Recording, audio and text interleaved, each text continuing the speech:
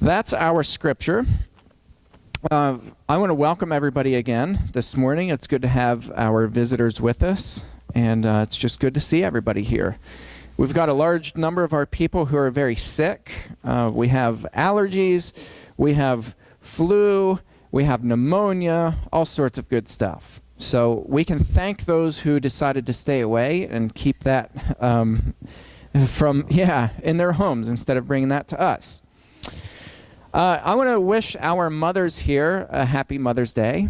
It is Mother's Day today, for those of you who may not be aware. You are welcome. And I want to say, too, this is kind of a funny thing. I avoided social media today, and I probably will do so because isn't that amazing? Some people with this really sappy stuff out there, and I have a friend of mine the other day who just put this glowing public birthday thing to his wife, and she's just the most wonderful human that ever existed, and she's just perfect in every way possible. And I'm like, man, we need some more honesty. I know, that's probably true, but turn the sappiness down a little bit and be a little bit more honest. So for Mother's Day, I was trying to think of something really sweet to say to my mother, and I was like, I just can't ever think of anything creative. And so I thought it would be important to listen to children, because when Jesus tells us to become like little children, I think Jesus could have said it another way. Just be honest. Right? I think that's what he meant when he says become like children, because kids are just honest. They just tell it how it is, and it just comes out. So I looked at some Mother's Day cards just to crank up the sappiness a little bit, and these made me laugh. Hallmark really needs to jump on their game and turn these into cards. This one says, Happy Mother's Day. I hope you have a great Mother's today. We were going to make you pancakes, but Melanie didn't know how. So we were going to make eggs, but there's no bacon. So happy Mother's Day. I like that one. Happy Mother's Day. You're an awesome mom. You're kind of scary sometimes, and you creep me out and other people. You and I always listen to Kelsey's music in the car, and it's funny when you dance. I hope this Mother's Day isn't terrible like the rest of the holidays. So, good luck.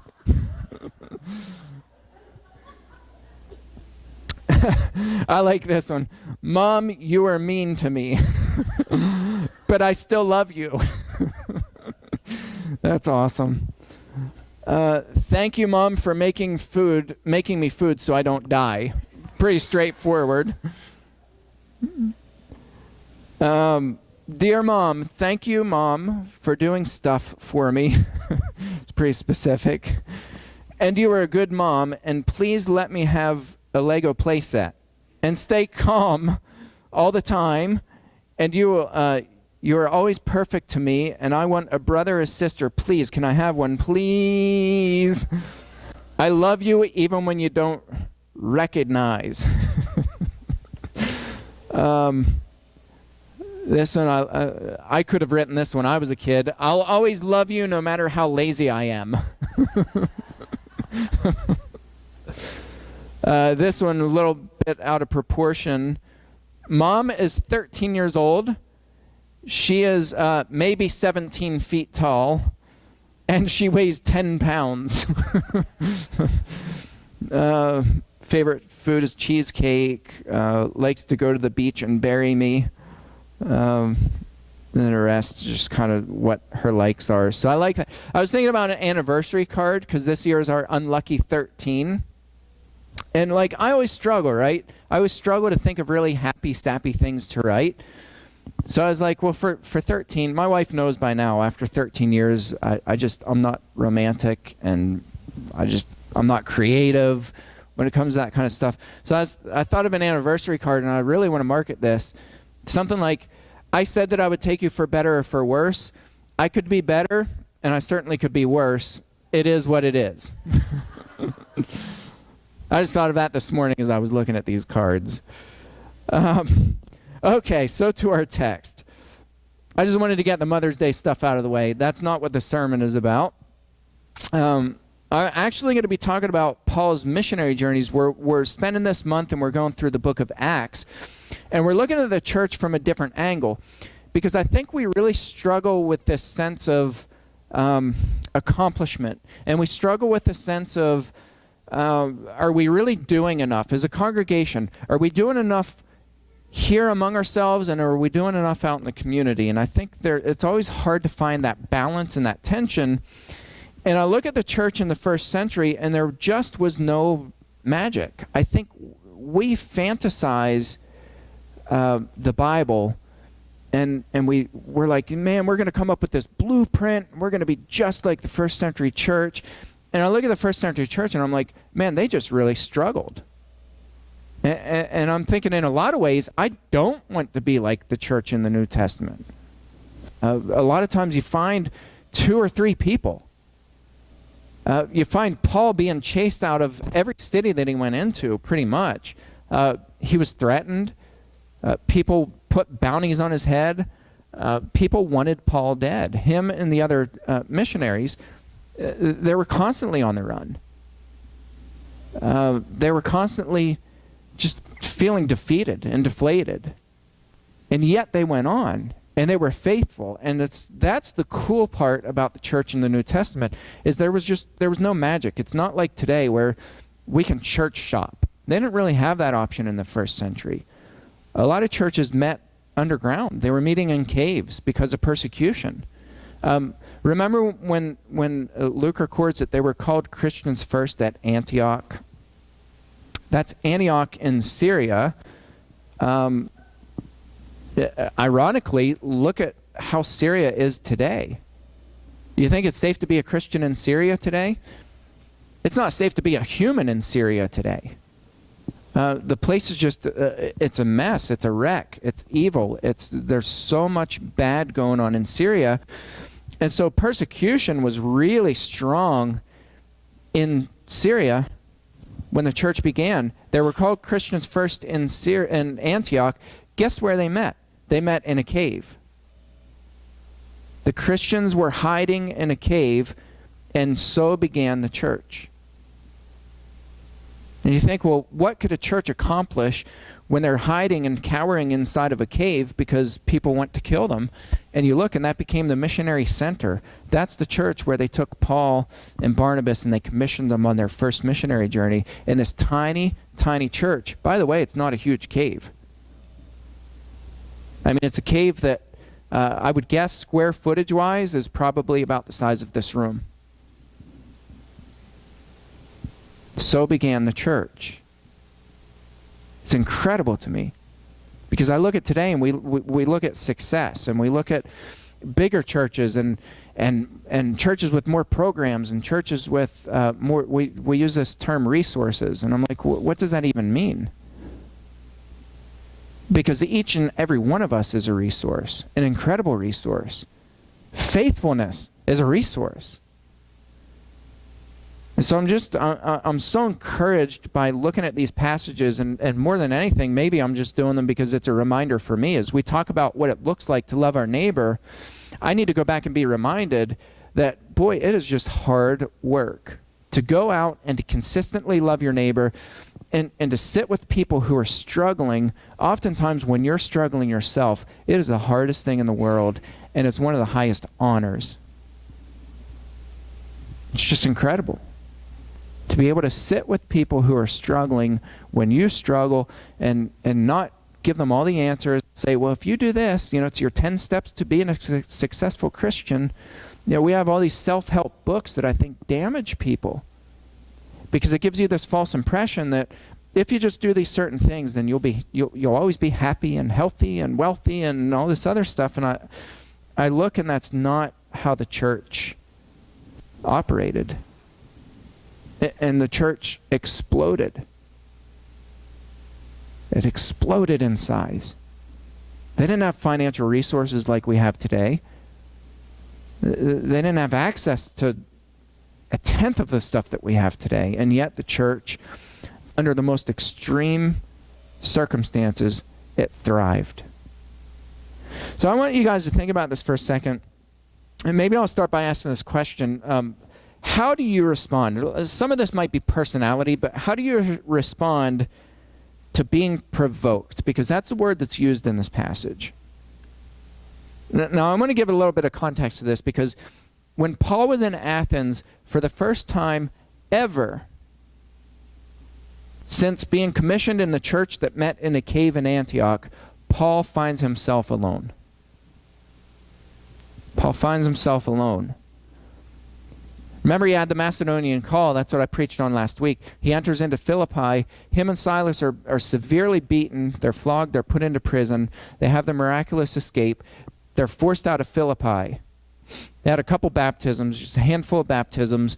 They left there literally with a small group of women and a Philippian jailer and his family who were baptized. They were forced out of town. There were no disciples that were expendable and that hunkered down in Philippi and that they did all this marvelous work and built the church up. They literally dunked a few people and were forced out of town. And that's how the church in Philippi began, which ended up being an awesome, incredible, very influential church. So then they go to Berea. Remember Berea? They were the people who studied their Bible. They knew their Bibles and studied their Bibles because they didn't trust what Paul and the disciples were telling them. So they read. They read and they dug into the Word. They're chased out of Berea. And so they're sneaking around, and persecution is just heightening, and it's out of control. So much so to the point that Paul gets broken away from the rest of the disciples. He gets on a boat by himself, and he gets dropped off in Athens. Goes into a very pagan city. And so this is interesting. While Paul was waiting for them at Athens, his spirit was provoked within him as he saw that the city was full of idols. Paul couldn't sit still. He could have waited a few days, and he sent for Timothy and Silas. He was waiting for Timothy and Silas to show up. He could have just hung out. He could have laid low. He could have flown under the radar. But Paul was itching inside. This word for provoke means you get agitated to the point where you have to say something. You have to say something because you're seeing things and it's just irritating you. Here's my question for you. How do you respond when you're provoked? When you're jabbed, that's what that word means in the Greek language. When you're jabbed to the point where you have to say something, how do you respond? I thought of 10 different responses that are pretty typical responses. Think about where you fit into this. Number one, you shut down. There's a sense of defeatism. You become overwhelmed and you just give up. Does anybody fit in that category? You just shut down. You don't want to deal with conflict. You're provoked, you're jabbed, and you just shut down. Second one is retaliation. You have a short fuse. You become exceedingly agitated, and you want to retaliate. You want to get back at them. You're like, man, these people agitate me, they jab me, they provoke me, and I'm going to do it back to them. How many of you are retaliators? Okay, we have a few. A third one is triangulation. Not strangulation, triangulation. Triangulation is when you triangulate and you talk to just a few select people who you know are going to side with you. So you're like, can you believe that so-and-so did this? And you rally them to your cause. That's triangulation. Similar to that, a cousin to that, is gossip. Gossip is where you just publicize it. You just publicly say, you know what, I can't believe that so-and-so did this and this and this, and you air that out to everyone, to the public. A fifth one is mock. You're jabbed to the point where you feel like you have to say something, but you mock people. You make fun of people for their lack of faith. I see Christians do this a lot on social media. They like put all these memes and all this stuff, like mocking atheist people. Dirty little secret, here's a hint for you. You're not going to convert people by doing that. It's just a helpful hint. Mocking people that's not a good response. A sixth response, you preach at people. Right? You're provoked, you're jabbed by seeing the things that you're seeing, and you preach at people. In other words, you tell people, you should do X because the Bible says that you need to do the blah, blah, blah, blah, blah. Or, if you had only done this differently, then X would be the outcome. You're preaching at people. A seventh response, you abandon. You see things that provokes you, you're jabbed to the point where you feel like you need to say something and you just walk away. You wipe your hands clean, you move on, you have nothing to do with certain people. By the way, that's not helpful. We have people out there living their lives in crisis right now who are lost, who don't know the Lord. Walking away from them is not a good option. An eighth response is to seethe, to stew, to hold it in. It's, right? You push your emotions down. Steam every now and then comes out of your ears, but you just push it down even more. And you don't say anything, but you're biting your tongue. And it's just, people are agitating you, but you don't say anything. You're seething. Internally, you loathe the person or people. 9, and this is a very real response, but homicide, murder. We have bombers of abortion clinics. We have Christians who, in the name of God, they murder as a response when they become agitated. Or number 10, a 10th response, and this is the response that I see Paul take here. You preach to people. The word that's used here is an interesting word. In verse 17, Paul was provoked. He saw all these idols. Athens, by the way, is just a city that's full of paganism. It's full of idolatry. It's full of prostitution, cult temple prostitution. It's full of all kinds of wild living. Paul comes in Athens. He's alone. The rest of his missionary team is not with him. Paul's provoked within him. His spirit was provoked. It was jabbed. Paul just had to say something. And so verse 17, he reasoned with them. The word that's used here is dialegomai, which literally means something like, dia means through. Legomai means to speak or to reason. So he's reasoning through to the people. He's getting through to the people. He's coming to a conclusion that's different from the word that just means speak or preach. He's not just speaking. He's not just preaching. He's reasoning. He's dialoguing. It's a two-way conversation. He's listening through. He's speaking through. It's this back and forth dialogue which garners him. This is interesting, but a lot of people respect Paul. Now he's reasoning with the people, or he's speaking through to a conclusion in the synagogue with the Jews and the devout persons and in the marketplace. Well, who's in the marketplace? It's not the Jewish people. It's the pagans. It's the people who are worshiping the idols. It's the godless people. It's the people living rampant, wild lifestyles. Paul's in there having conversation with them and reasoning with them, having a dialogue with them. Respect. Paul's not coming in and like, you morons, you know, what were you thinking? Paul was speaking with respect and love. Why? Because he was driven by the second greatest command, his love for his neighbor.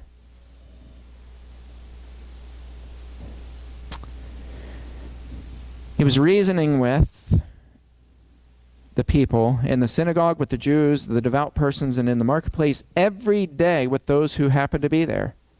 Some of the Epicurean and Stoic philosophers also conversed with him. By the way, did you ever try to talk to somebody who's deep into philosophy? They love philosophy. It's exhausting, isn't it? There's no absolute truth. Everything, you know, everything is like they talk. To me, philosophy is just talking in circles. That's how I define philosophy, talking in circles. Paul's talking to them. And some said, what does this babbler wish to say? Others said, he seems to be a preacher of foreign divinities, because he was preaching Jesus in the resurrection. And they took him and brought him to the Areopagus. I love this because they took him to the epicenter of pagan thinking. Paul, a Christian who wants nothing to do with idolatry, wants nothing to do with idolatry, the idolaters take him where? To the center of idolatry. I think that's awesome. Paul wasn't like, you non-Christian people, how could you not believe in God? He was the creator of the universe, and there's all this evidence, and Paul didn't do that to them. Paul reasoned, and he garnered respect. So they bring him to their epicenter, which is this cool hill. I'll show you a couple pictures. By the way, there are multiple pagan temples on this few-acre lot. It's a big rock. Multiple pagan temples, and Paul is standing in the middle of all these pagan temples all around. And by the way, within eye shot, all around this hill are other pagan temples. They're all over the place. They bring him up to the Areopagus and they say, may we know what this new teaching is that you're presenting, for you bring some strange things to our ears. We wish to know, therefore, what these things mean. Now, all the Athenians and the foreigners who lived there would spend their time in nothing except telling or hearing something new. I'm going to show you a couple pictures. So these are modern pictures. The one at the top is a panoramic view of the city of Athens from on top of the Areopagus. Isn't that breathtaking? You see the mountains in the background. You see another two big hills in the background. The steps there are the steps that Paul would have walked up to go up to the Areopagus. And then the one with the people standing on it, that's the actual rock there. It's not real big. It's not huge. It's pretty cool. I want to finish the text, and we'll close here. Because this is just really cool. So Paul, standing in the midst of the Areopagus, said, men of Athens, by the way, they invite you onto their turf. They invite you to the epicenter of pagan worship and idolatry. Is this the time to insult them? No. Sometimes Paul insulted people. This wasn't one of those times. Paul says, men of Athens, I perceive that in every way you are very religious. I love that because he praises them.